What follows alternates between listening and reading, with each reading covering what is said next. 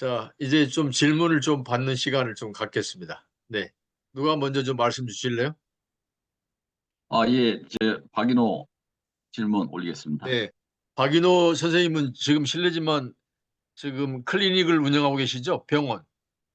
치과입니다. 치과. 치과네, 치과. 네네네. 예. 말씀하십시오. 네. 오늘 최재현 교수님 강의 내용 너무 좋습니다. 제가 몰랐던 내용을 많이 알았네요. 제 질문은 이게, 독일의 의료를 저는 굉장히 관심 있게 보고 있는데, 독일의 의료가 의료 총액제, 그러니까 GNP의 6% 이내에서 의사들의 그 진료역에 돈의 배분을 한다라는 이것이 대만도 이 제도를 시행하고 있고, 앞으로 이 제도가 의료 과잉을 잡을 수 있는 제도라고 하는데 그거에 대한 평가가 어떤지 궁금하고요. 두 번째는 아까 이러한 사회주의적인 방식으로 하는 나라에서 의사의 소득을 어느 정도 제도로서 제한하기 때문에 과잉 진료가 없어진다는 부분에 대해서 좀 나름 이해도 가지만, 대한민국 의료의 장점은 의료 생산성, 즉 선진국의 의사들보다는 3배 정도 일하고 그 비용을 받기 때문에 지금 OECD 국가 중에서 굉장히 소득이 높은 편에 속합니다. 다만 일의 양이 최소한 3배는 된다라는 것이 의사들의 주장이에요. 그래서 한국적인 방식으로다가 저렴한 비용의 의료를 제공하고 생산성이 높다. 그러니 이것이 의료 과잉을 줄이면서 막는 우리의 방식이다라고 하고 있습니다. 이런 거에 대한 그 생각은 어떠신지요? 그리고 마지막으로다가 진짜 대한민국은 공공의료가 부족합니다. 미국 같이 의료 공공부조 이런 부분에 대해서 대한민국에서 앞으로도 계속 이슈가 돼가지고 이런 부분에 관심 있는 사람들, 의료인이 많이 나왔으면 좋겠는데, 그거에 대한 어떠한 그 좋은 그 방법, 대한민국에 이식될 방법이 있는지 이렇게 한번 네. 질문을 세 가지 질문인데, 박인호 원장님 첫 번째 질문을 예. 다시 한번 해 주실래요? 천천히. 잘 못 알아듣는 사람이 있는 것 같아서. 네. 예. 첫 번째 질문은요. 독일의 의료 총액제, 네? 독일, 네. 독일 나라에는 GNP의 6% 이내에서 의료 총액을 제한을 둬서 의사들이 예방적인 진료, 그다음에 불필요한 진료를 줄여서 그 부분에 맞춥니다. 우리나라 같은 경우는 뭐 사실 돌아가시기 전에 그 한 3년 동안에 평생에 쓴 비용을 쓴다고 하지 않습니까? 그러니까 독일 같은 경우는 다양한 부분에서 예방 진료와 과잉 진료, 그다음에 그 돌아가시 직전에 있는 다양한 시술 진료를 줄여서 GNP의 6%에 맞추는 의료 총액제, 이것이 대만도 받아들였걸랑요. 대만에서도 실시하고 있습니다. 이 제도에 네. 대한 평가. 네네. 자, 최 교수님 어떻게 예, 어 예, 바로 대답이 될까요? 네네. 예. 음, 그, 어, 박 원장님께서 지금 그 포괄습과제, 같은 그런 말씀을 하신 것 같은데요.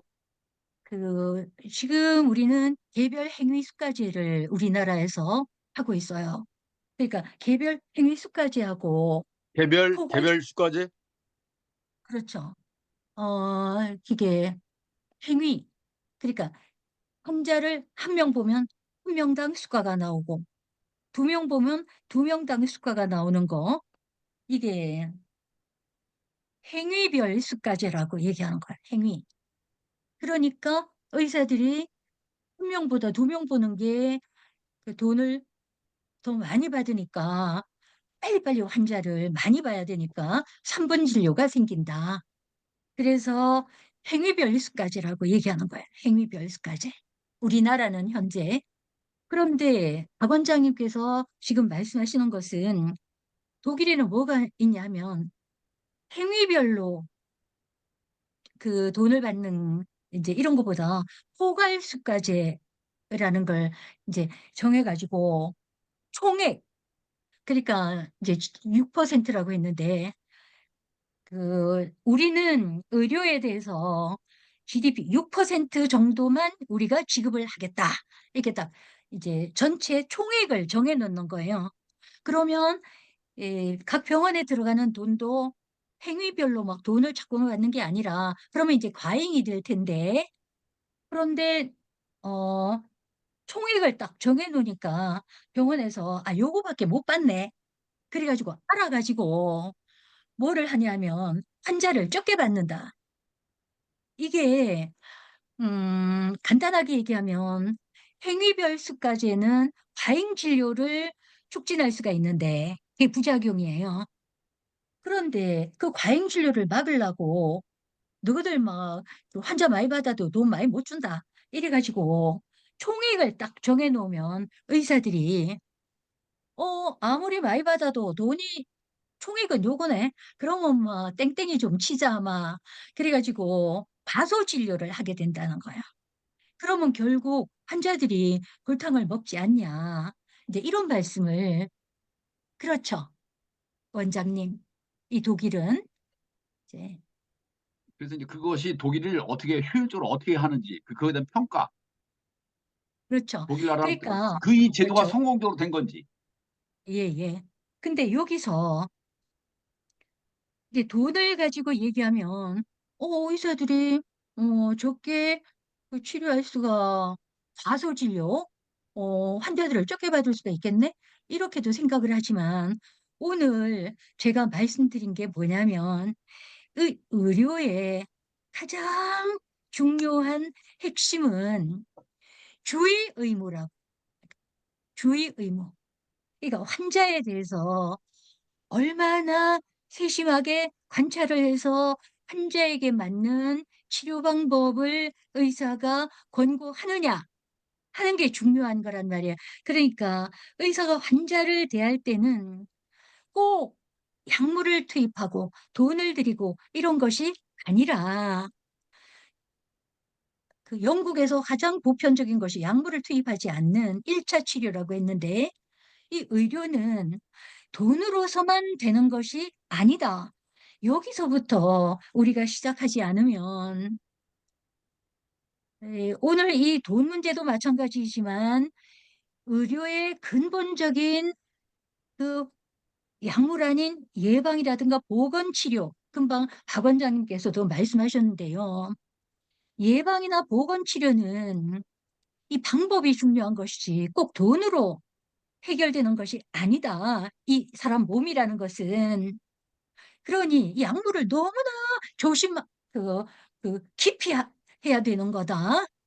이런 얘기예요. 의료의 중심은 주의 의무다. 여기서부터 우리가 시작하지 않으면 안 된다는 네, 것이고요. 네, 네. 예. 빨리 정리해 주셔야 그래서, 다른 분 질문 받습니다. 간단히 대답을 간단히 부탁합니다. 네. 예, 에, 그러니 거기에 붙여서 한 가지만 더 말씀드리면 의료는 그 핵심이 사이언스가 아니다. 과학이 될 수가 없어요. 의료는 어디에 들어가냐면 아트에 들어갑니다. 예술, 기술에 들어가요. 테크닉. 우리가 테크닉이라고 얘기하잖아요. 절대로 의료는 사이언스 부분에 들어갈 수가 없어요.